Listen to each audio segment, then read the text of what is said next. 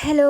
ഇന്ന് രാവിലെ 4:30 വെളുപ്പിന് തന്നെ എണീറ്റ് കുളിച്ച് മാറ്റി നമ്മുടെ തൊട്ടടുത്തുള്ള ശ്രീരാമപുരത്ത് അഖണ്ഡനാമത്തിന് പോവുകയാണ്. അപ്പോൾ അതാ നമ്മളവിടെ എത്തിയിട്ടുണ്ട് കേട്ടോ. അപ്പോൾ സ്റ്റാർട്ടിങ് കാണാൻ വേണ്ടിയിട്ടാണ് ഇത്ര നേരത്തെ തന്നെ പോകുന്നത്. അപ്പോൾ ഒരു 6:30 കൂടിയാണ് അവിടെ ഒക്കെ തുടങ്ങിയത് കേട്ടോ.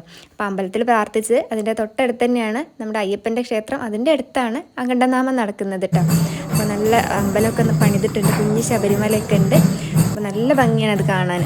നല്ല വാഴയുടെ പോളൊക്കെ വെച്ചിട്ടാണ് ഉണ്ടാക്കിയുള്ളത്. പക്ഷേ ഈ പ്രാവശ്യം അമ്പലം വാടകയ്ക്ക് വാങ്ങിച്ചതാണ് അത്ര. പക്ഷെ നല്ല ഭംഗിയുണ്ട്, 18 പടിയൊക്കെ നല്ല ഭംഗിയായിരുന്നു കാണാൻ വേണ്ടിയിട്ട്.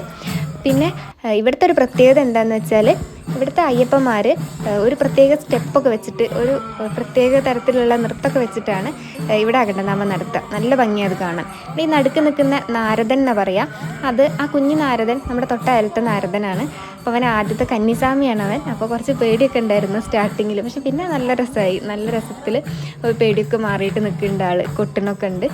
അപ്പോൾ അത് നല്ല ഭംഗിയായിരുന്നു കാണാൻ. ഇത് എത്ര കണ്ടാലും നമുക്ക് സമയം പോണത് അറിയില്ല.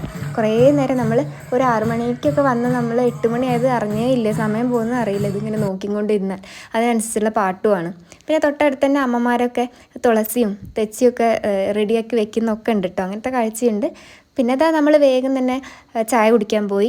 വലിയ റവയായിട്ടുള്ള ഉപ്പുമാവും പഴം കുടിക്കാൻ പോയി. എന്നിട്ട് പിന്നെ വേഗം തന്നെ വീട്ടിൽ പോയി. പിന്നെ ഉച്ചയ്ക്കാണ് നമ്മൾ വരുന്നത് കേട്ടോ ചോറുണ്ണാൻ. പിന്നെ ചോറുണ്ട് വേഗം പോയിട്ട് പിന്നെ വൈകുന്നേരം അടിപൊളിയായിരുന്നു. ദീപാരാധനയും പരിപാടിയൊക്കെ നല്ല ഭംഗിയായിരുന്നു. പിന്നെ